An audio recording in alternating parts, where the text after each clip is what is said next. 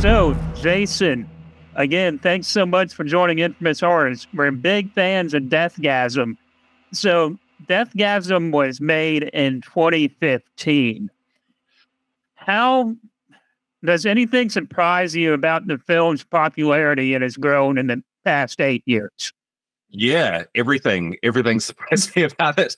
It was one of those things. I was working on I think the third Hobbit movie at the time, and I was just burnt out on VFX, just basically watching Gandalf on a green screen just 80 hours a week. And I was just we entered this competition called Make My Horror Movie, and it was like the winner gets $200,000, $200,000 to make a horror movie. And I just sort of like pitched a few things on a whim. Like it wasn't like, I'd been making short films and music videos in my spare time, but never really like serious about it. And somehow we won the competition, and I basically just quit my job and did Deathgasm. But it was never like, oh, let's like into these festivals, let's get it out into the world. I basically thought it would be the sort of thing that me and some of my old middle-aged mates would just watch in a garage and smoke some pot and just like and just enjoy. It was basically just for friends and for myself, and just to, I grew up like reading like Fangoria, and I loved reading. My favorite things in Fangoria was always reading about like Toby Hooper or Sam Raimi just making these films, having kind of a miserable time, but like just going through hell and just doing it. And there was always something that appealed to me about doing it that way. Like it's so much more interesting than reading about like studio films and everyone's just sitting around like waiting. They just did it, Right. And I just like, well, let's just do it. Like, why not? There was never any ego about it. Like it could be terrible. It's like, it doesn't matter if it's terrible, because, it's not really my thing anyway. I've got VFX and yeah, I mean, and then, yeah, I was sort of shocked when we got into South by Southwest and premiered at the Midnight Madness. Looking back on it, I would have approached everything differently if I thought I was going to actually do it for real and make other films.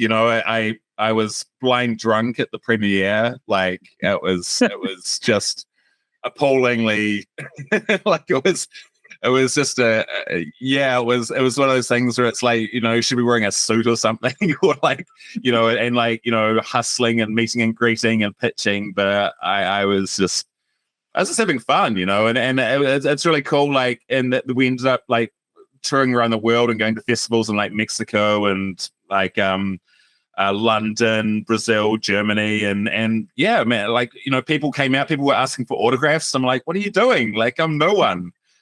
Like, I just couldn't really get over it, because in my mind, and I'm still just a fan. I don't, like, I first and foremost, I'm just, I'm lucky enough to have, made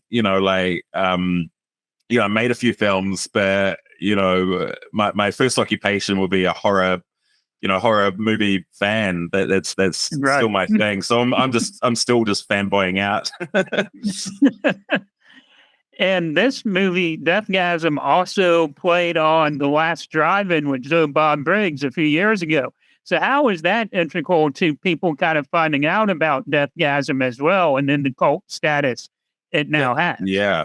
That blew my mind. Like because we had a few bumps. Like when it first came out on DVD, there was like a big spike, and then when it came out on Netflix, there was another big spike of people discovering it, and then the Joe Bob thing was like massive as well. Like I'm a huge Joe Bob fan. Like we didn't have Monster Vision in New Zealand, so it was like just like bootleg tapes. We always just people would get like bootleg VHS and just trade. That's how I watched a lot of stuff, because you couldn't get anything back in the 90s. So I remember watching like Monster Vision on just like bootleg VHS and just loving it. And then yeah, like someone I think like hit me up on social media. It was like, holy shit, like Joe Bob's playing your film like right now. And I didn't have Shudder because they weren't in New Zealand at the time. So yeah, I couldn't actually watch it, but the reaction was great, and it was just kind of surreal, like hearing him talk about it, because he's such a so one of those people that I just recognize, and just like yeah, I mean, so it was just really surreal, and it got a really good reaction. They don't play many newish films. They mainly play stuff from the 80s, and so it was really really cool to be like one of the few sort of modern films to be on there, and yeah. And take us back to the beginning days of Deathgasm when you guys were coming up with the casting for the feature film. The male lead and the female lead were just fantastic. So how did the casting process go about for those two? We just auditioned everyone, and it was just open casting. We're like, we just want to see people of this age range, just and you don't have to be a metalhead or anything. Like, we just want people that are great actors and charismatic as well. And I think like as soon as Milo auditioned, like it was like, yeah, dude, this guy is like got something. He always like gives you something extra in takes. He always like he always does something extra. Like it's something that you didn't expect. Like he'll like fall down or something. Like it's on the script to fall down, but that's hilarious. Like and very very like very charismatic, very sort of believable in that that sort of quiet, nerdy, but like you sort of root for him as well. It's a hard balance. Kim, he was also a Power Ranger, which I didn't. I knew he was a Power Ranger, but like I didn't. I haven't watched the show really since the 90s, but it's and Kim Crossman was probably one of our most well-known actors. She was on like a soap opera here in New Zealand for a number of years. So like she and again like just amazing. She's not really a horror person, but she's just like just totally 1000% enthusiastic. She actually thought she was doing the other female role, the female cult leader who like rips her robe off and gets stabbed. And then so like when I first had a coffee with her, she started saying like, oh yeah, I've got there's no problem with like that scene with the nudity, and I'm like, I was just like, oh yeah, and I was just nodding because it's just how New Zealand's awkwardly react. But I was like, there's no nudity written for that part. Like, what's she talking about? But she actually thought she was, having the smaller part, and I was like, no, you're the lead. Like, yeah. So, it was, and there was people like, Dan and Sam, who play like, Dion and Giles, and just like, they just had a spark in the audition. Just like, yeah, this is that character, they embody something in that character, or they just have like, if they crack you up in the audition, if you're laughing in the audition, you like, well, that's going to be good on screen. That's going to play well on screen, and that's going to carry over. And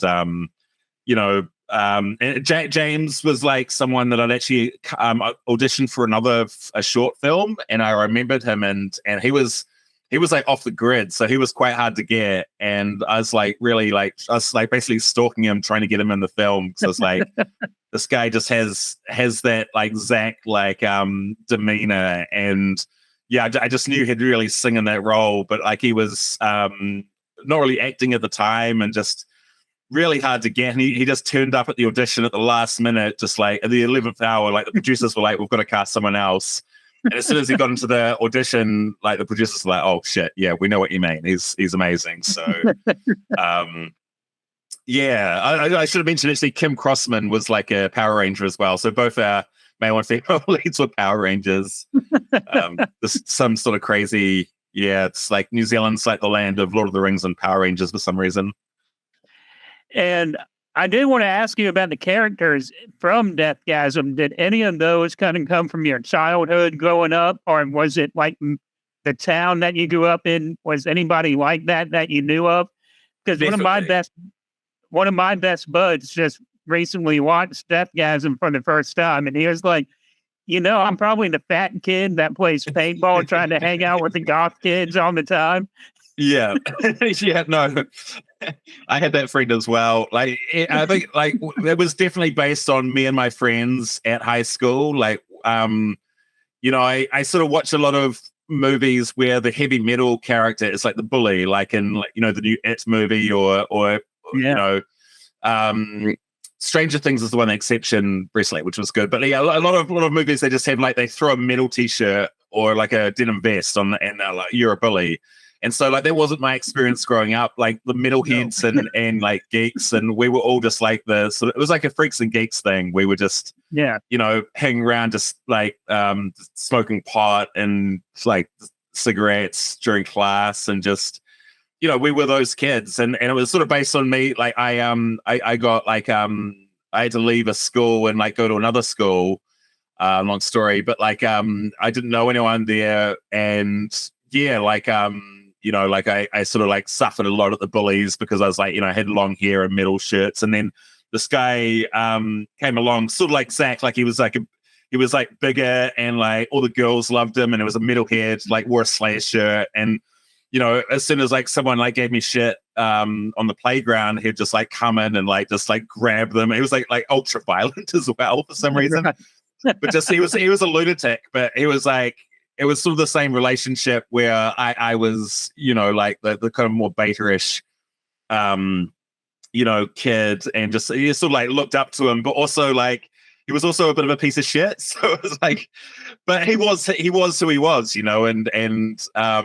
it was the sort of friend that you want when you're like, 14 and 15, you want a friend like that who can like, who's got your back, but, and just always down for something crazy. So it was basically based on that. And then like Evil Dead, Night of the Demons, like a lot of movies, Trick or Treat, movies like that I used to watch when I was that age. So it's like, what if, the movies that I was watching at that age were actually real. So that was just it was a pretty simple, it was like a really, really kind of simple thing to sort of like, to write when we had all that done, because it just sort of flowed from like my childhood memories. And like Zach stabbing someone with a compass was like based on a true story. There was so much of it was based on just real shit that happened. Yeah. And so what is one of the things that you want to accomplish with Deathgasm 2 and the Kickstarter campaign as well? So yeah, we just want to like basically just do it again, go bigger, go, like, more gore, more metal. I mean, it's one of those things that there hasn't really been anything like Deathgasm so much since it was out. And there's been some great splatter movies and some great heavy metal movies, but nothing quite so, at that level, I guess. Right. And it's just like, I don't know. I think the time is right. Like we've tried a few times to get it made through like the government funding bodies here, but to be honest, they kind of like they don't really like horror. They don't, even though like New Zealand's founded on like Peter Jackson, right, and like bad Brain taste. Dead, the live, right? Brain Dead, yeah, exactly. Those movies led him to make Lord of the Rings, which sort of put New Zealand on the map for a lot of people. So, filmmaking wise, so like, but yeah, that we're just like, a lot of it is, we saw like the, there's been like some really successful extreme horror movies made from crowdfunding, and it's sort of like, this is sort of movies that you wouldn't necessarily see made at that level if you were just going for funding. Through distributors and through financiers and that sort of stuff. So we're just like, it's kind of cool, like, put it out there to the fans, if they, if it's something that people want to see, like we could like, tone it down, make something a bit more like, milk toast, just, but, or we could just like, go nuts and just, if the fans get behind it, if it gets funded, then we're going to make the movie that they want to see and that we want to make. And we don't have to censor ourselves. We don't have to listen. The a lot of things have changed since 2015, like in terms of like the sort of films that get made these days, and it's yeah, I mean, obviously there's still some great films, but it is, you're not seeing a lot of those. It's harder for films that sort of are outside the norm, like the sort of like weirdo, films, and so yeah, it's a way for us to do that, and it's yeah. And with the film still gaining popularity, I mean, it's streaming now on Peacock as well in the United States. Oh, so how does that feel for you as a filmmaker to know it still has a streaming home as well? Yeah, I didn't actually know that. That's cool. Like, yeah, I mean, it's one of those things where I love people being able to watch it, being able to have fun with it. Like I feel like it does belong to other people more than myself now.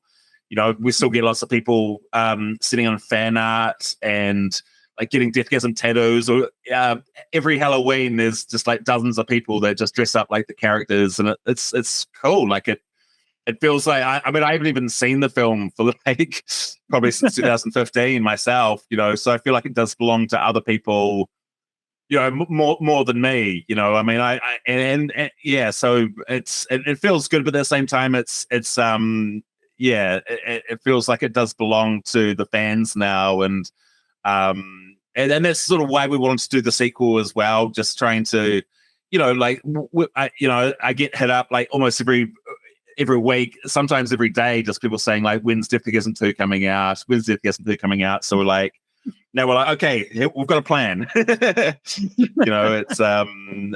yeah. Well, Jason, thank you so much for joining us at Infamous Horrors and Infamous Interviews today. It's been fun, and congratulations and good luck on Deathgasm 2. Yeah, thanks so much for having me.